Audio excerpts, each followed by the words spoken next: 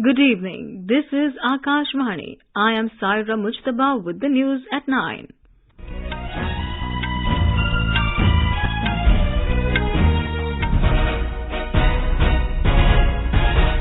The headlines. Farmers to get over 1 lakh crore rupee subsidy for fertilizers in Kharif season. Cabinet approves modified production-linked incentive scheme for IT-related hardware. Doubt persists over CM face in Karnataka. India Pavilion, showcasing country's rich culture and heritage, opens at Cannes International Film Festival in France. Taliban appoints Mawlawi Abdul Kabir as caretaker Prime Minister in Afghanistan. An IMD forecasts heavy rainfall over Northeastern states during the next 5 days. And now the news in detail. The government has approved to spend 1,08,000 crore rupees towards fertilizer subsidy for the Kharif season this year. The decision was taken at the Union Cabinet meeting chaired by Prime Minister Narendra Modi today. Addressing media after the meeting, Chemicals and Fertilizers Minister Dr. Mansukh Mandavia said, the prices of fertilizers will not be hiked and the farmers will continue to get nutrient-based fertilizers at the same cost they are getting as of now. Bharat सरकार fertiliser की price नहीं बढ़ाएगी, लेकिन subsidy के पीछे केवल खरीफ के लिए 70,000 करोड़ रुपया यूरिया के पीछे, 38,000 करोड़ रुपया डीएपी के पीछे सब्सिडी के लिए खर्च किया जाएगा, यानी कि 1,08,000 करोड़ रुपया केवल खरीफ सीजन के लिए किसानों को सब्सिडी फर्टिलाइजर में दी जाएगी। एमआरपी नहीं बढ़ाई जाएगी। किसान को वही रेट में जो आज यूरिया, डीएपी, एनपीके फर्टिलाइजर उपलब्ध हो रहा है, वही रेट में उपलब्ध होता रहेगा और भारत सरकार एक सीजन के लिए 1,08,000 करोड़ रुपया का खर्च करेगी। The government also approved modified production-linked incentive scheme for information and technology-related hardware with a budgetary outlay of 17,000 crore rupees. Addressing media, Electronics and Information Technology Minister Ashwini Vaishnav said, the tenure of the scheme is 6 years and the expected investment will be over 2,400 crore rupees. वे बहुत ही एक comprehensive programme आज approve हुआ है। In terms of numbers, IT PLI में the budgetary outlay is 17,000 crores. The tenure of the program is 6 years. Expected investment is 2,430 crore. और जैसा आपने telecom में देखा, पहले साल में 900 करोड़ एक्सपेक्टेड था, लेकिन 1,600 करोड़ इन्वेस्टमेंट हुआ। इसमें भी लग रहा है कि the way things are moving, investment जितना हम एक्सपेक्ट कर रहे हैं उससे ज्यादा ही आएगा। Mr. Vaishnav said India has become the world's second largest manufacturer of mobile phones and exports of mobile phones crossed a major milestone of $11 billion this year. इस साल एक बड़ा लैंडमार्क क्रॉस किया है $100 बिलियन का। $105 बिलियन इलेक्ट्रॉनिक्स प्रोडक्शन देश में इस साल हुआ है। मोबाइल में भी एक बहुत बड़ा लैंडमार्क क्रॉस हुआ, $10 बिलियन एक्सपोर्ट्स का। पिछले साल $11 बिलियन एक्सपोर्ट हुआ मोबाइल फोन, और वर्ल्ड में second largest mobile manufacturing country के तौर पे इंडिया इमर्ज हुआ है। The suspense over the new Karnataka Chief Minister continues as the Congress party is yet to decide over a name. Hectic political activity is underway in the national capital regarding the selection of the new Chief Minister. Senior Congress leader and former Chief Minister Siddharamaiah and Karnataka Congress President D.K. Shivakumar both are lobbying to be the next CM. Mr. Siddharamaiah today met party leader Rahul Gandhi in New Delhi. Karnataka Congress Working President Ishwar Khandare today met the party's National President Mallikarjun Kharge in New Delhi. Talking to reporters in New Delhi, Mr. Khandare said that he discussed the recent developments in Karnataka with Mr. Kharge. He added that Congress is united and the decision for the CM's post may be taken shortly. Congress has won 135 seats in the recently held election to the 224-member Karnataka Assembly. The third Energy Transitions Working Group meeting ETWG under India's G20 presidency concluded in Mumbai today. During the 3-day meeting, over 100 delegates representing G20 member countries, special invitee countries and international organizations deliberated on priority areas, with member countries presenting their respective viewpoints. The most notable is the consensus on giving high priority to ensure universal access to modern and sustainable energy to all.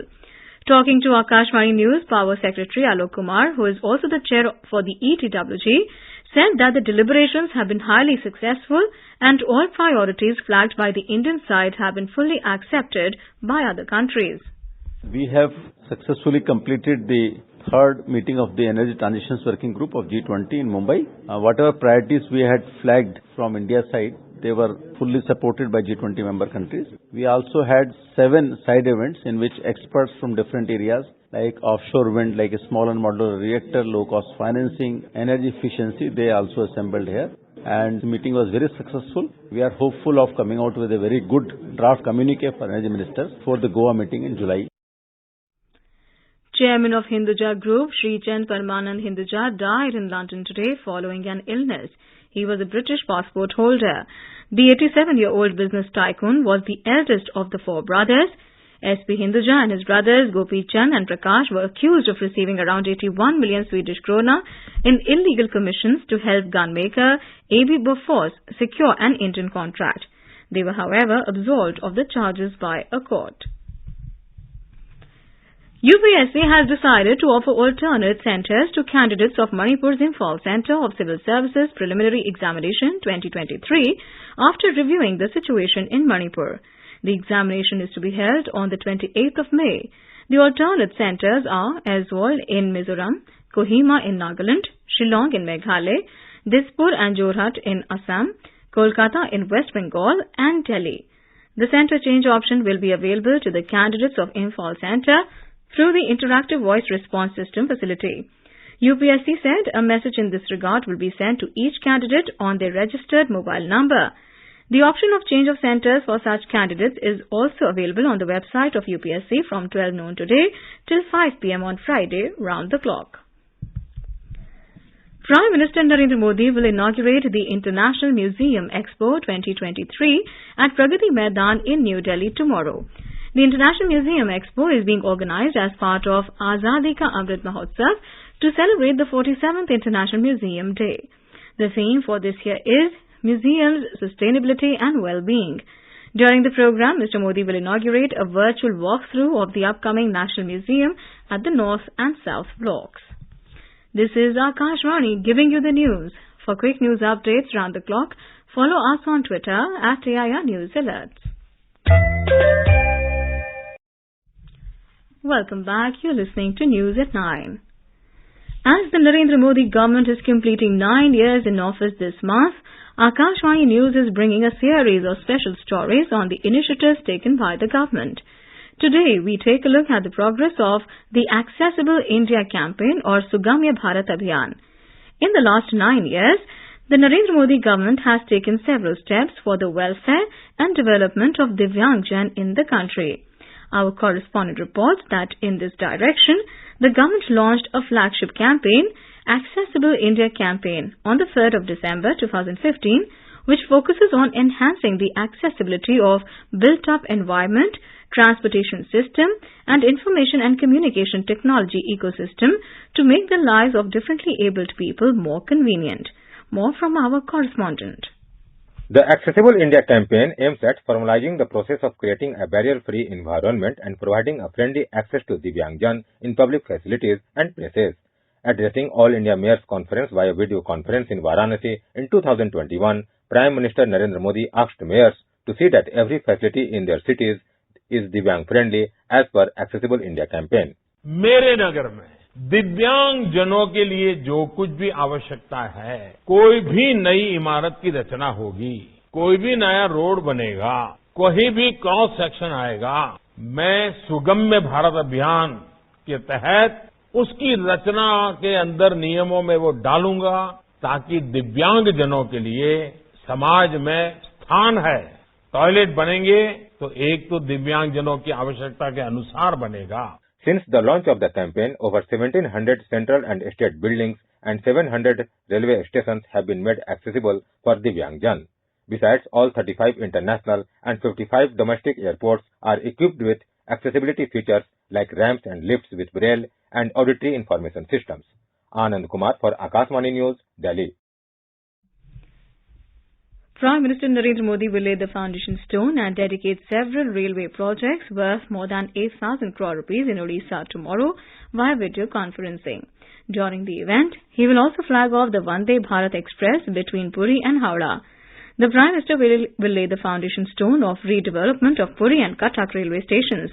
The redeveloped stations will have all modern amenities, providing world-class experience to rail passengers. Information and Broadcasting Minister Anurag Singh Thakur today emphasized the need for the ministry and its media units to embrace new communication frontiers and leverage technology. Inaugurating the day-long Chintan Shivir of Indian Information Service IIS in Delhi, the minister highlighted the changing media landscape and urged officials to adapt their methods of information dissemination to meet the demands of the 21st century. Stressing on the importance of the IIS, Mr. Thakur also encouraged collaboration, self-introspection, and effective resource utilization among officers. Union Minister of State for Information and Broadcasting, Dr. L. Murugan, today inaugurated the India Pavilion at Marché du Film at the 76th Cannes International Film Festival in France. The India Pavilion at Cannes 2023 showcases country's rich culture and heritage, inspired by Saraswati Yantra and national flag's colors and the country's creative economy to the world. On the occasion, in his video message, Union Minister for Information and Broadcasting, Anurag Singh Thakur, said that the festival, the Cannes, has played an instrumental role in not just promoting our cinematic excellence, but also strengthening Indo-French relations. He emphasized that for the first time this year, the government has sent an official delegation of talented filmmakers from the Northeastern states to the Cannes Film Festival. The World Economic Situation and Prospects report released by the United Nations has reposed its faith in the Indian economy. The report said India is expected to grow by 5.8% in 2023 and 6.7% in 2024. With this, India is expected to remain the fastest growing major economy in the world. The growth will be supported by resilient domestic demand. The UN report said India remains a bright spot amid global economic uncertainty.